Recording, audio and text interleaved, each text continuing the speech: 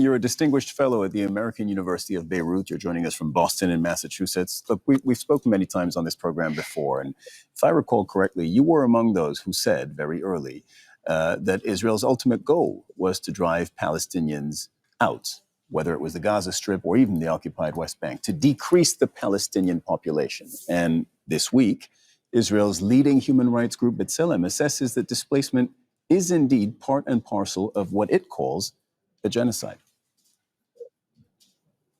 Yes, Cyril, thanks for having me. The goal of the Zionist movement from 100 years ago and the Israeli state from 75 years ago has always been to push out the Palestinians, as many as possible, to get them out of Palestine so there could be room for a big Jewish state. They've succeeded in creating the state.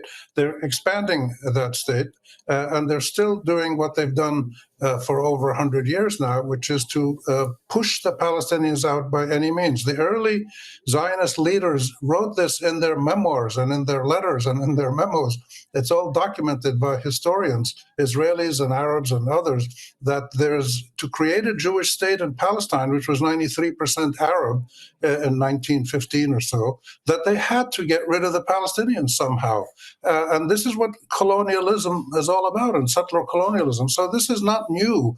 You know, what's significant about this B'Tselem report is it gives you that historical context very clearly. And of course, that is done by a Jewish Israeli credible human rights institution. And they make a very important point in the report that what has been going on in the last 70 years is a context in which Israel used violent and discriminatory methods to control the population, do demographic engineering, people who go along with the terms that are imposed on them. And this is what they've always refused to do. And this is why Hamas grew, and Fatah, and the PLO, the resistance movements. And so we're at a very important historical turning point where Western colonial imperial traditions are colliding with the heroic resistance of the Palestinian people for 100 years and massive, massive international support now from even Western governments. And even in the US, in the Democratic Party, about half of the Democratic members of Congress in the US are now voting for an arms embargo on Israel. So this is a slow but steady movement towards justice in Palestine for Israel and Palestinians. Yeah, that vote didn't pass the Senate in the US, but you are right in making the point that never had so many senators in the U.S. It was 27 Democrats, I believe, actually voted in favor. Look, the question I wanted to ask you is where do you think this effort to move Palestinians off their land is going to go? Because yes, Israel has been able to subject Palestinians to all sorts of violence. Yes, they have laid waste to Gaza. Yes, they have displaced people in both Gaza and the occupied West Bank, and not forgetting occupied East Jerusalem. But in terms of decreasing the Palestinian population and pushing them off the land, they haven't actually been that successful.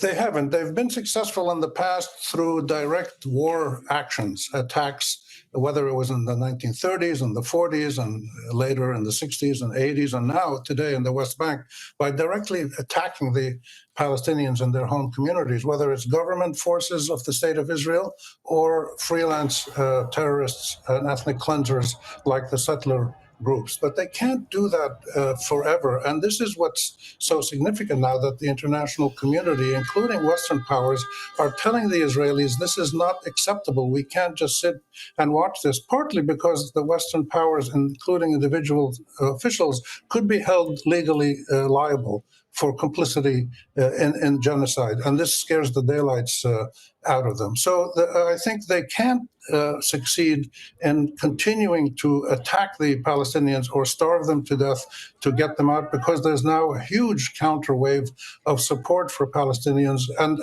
how they work out a resolution that lets Israel exist securely and legitimately and lets the Palestinians be self-determined and get their state and live securely and peacefully. How that happens is up to the Palestinians and the Israelis, and that's going to be difficult because there's a lot of bad blood between them. But we know historically from 50, 60 years of negotiations that there are ways that these two people can live together with equal rights for both sides. And so we're at this really significant historical junction.